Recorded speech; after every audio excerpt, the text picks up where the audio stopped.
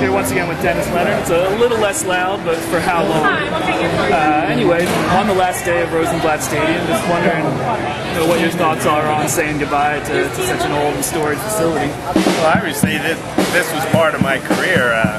I can't believe it's been 36 years ago that I last played here, but you know, this stadium's been home for the Omaha Royals, you know, the AAA team for the Royals since their inception. It's been the home of the College World Series for a lot of years, so you know, I guess you just look at the time for things to go, and they built a new stadium downtown for the College World Series. The Omaha Royals are moving to a new stadium, so you know, it's just an enlargement of the zoo from what I understand right now. Yeah. Well, going back 36 years ago, I'm sure it doesn't seem that long. What are some of your memories from playing here that stand out? Well, basically, the year I played here, we didn't win a division title or anything. The one thing I remember from the team we had that year is the number of injuries that we had on that team.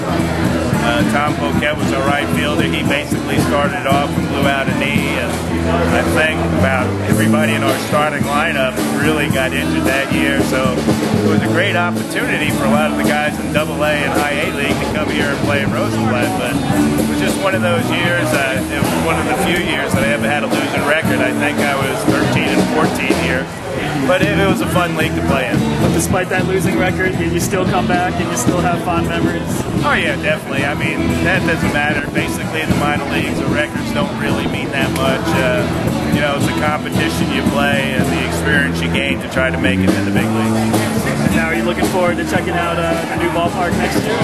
Well, hopefully, if I can get invited up here. I don't live that far away, but I don't make it up to Omaha very often. I stayed in the Kansas City area, and if I get an invite, I wouldn't mind coming up and seeing the new stadium. Cool. Dennis, when you pitched, you had that mentality that the ball was mine. Talk about where you came up with that mentality of I'm going to pitch in this game until they drag me out of here. Well, basically, I think everybody should have that mentality. Where I got it, I don't know, but you know, when a pitcher goes out on the mound, you have to have a certain cockiness. And when I say that, I don't mean an outward cockiness where people can pick up on it. I mean, you have to have it in your mind that when you go out on that pitcher's mound, you're going to control the game. That, you know, any hitter that comes up there, you can get out. Obviously, it doesn't happen all the time, but if you have that kind of train of thought, I think it gives you a very positive attitude, especially after you have a bad game. When you go out there, you know, you forget about it. You say, okay, you beat me this time, wait until the next time. And where I got it, I couldn't actually say, but you know, throughout my whole career, that's basically what I try to live by. Does it drive you crazy to watch baseball today, or was it just an inevitable that everything is now scripted? You've got a closer, a setup guy, a long relief guy.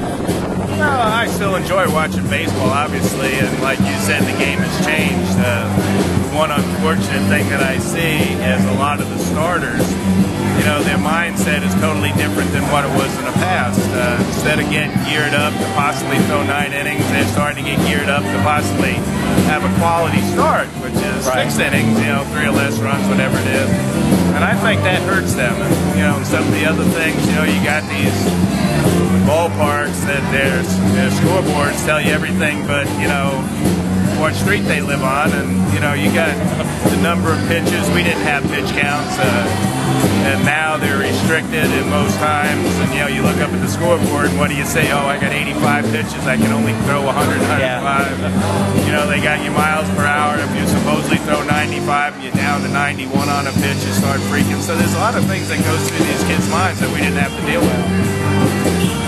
Talk a little bit about the minor leagues in Kansas City. They've, for about the last 15 years, didn't really use Omaha that much, except for just kind of where guys who are 30-something-year-old, they're kind of where they went to have their career end.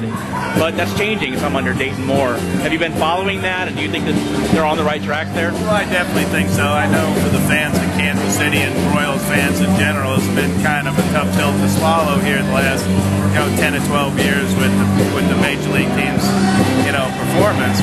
But the one thing they didn't have was a very good minor league system. And since Dayton came here, I think he finally figured it out. I mean, obviously it was in Atlanta, and they had a lot of homegrown products. So you have to build up your minor league system and get those kids up there to be successful. And if you backtrack to the Royals of the 70s and early 80s, and you look at that roster, there was a lot of homegrown talent in those teams. So I think he's getting back to the point. Yeah. Oh my goodness. You're all right. I think he's getting back to the point where, you know, he wants to build it up like it was in the past, and, you know, patience is the key. And, you know, the whole telling story is when some of these guys, like one of them playing here, Moustakas, and they got Hosmer, and they got some good young pitchers. You know, if they get up there and if they're not rushed, they feel comfortable when they get there, and if they're productive players, I think the Royals are back on track. That's a difference too, isn't it? That the object is to get them there and keep them there, not this back and forth thing. I know as a player, you know, I was fortunate when I left Omaha. I kind of stayed with the Royals. I did get bumped down in '75 for 2 or 3 weeks, but then I stayed in Kansas City. And when you get a taste of the high life, you don't want to go back to it. And even though AAA is a pretty high level to be playing at, except before the big leagues, it's not the big leagues. So, no, you want to get there, you want to stay there, and you want to have a productive career. Dennis, I appreciate your time. Not a problem.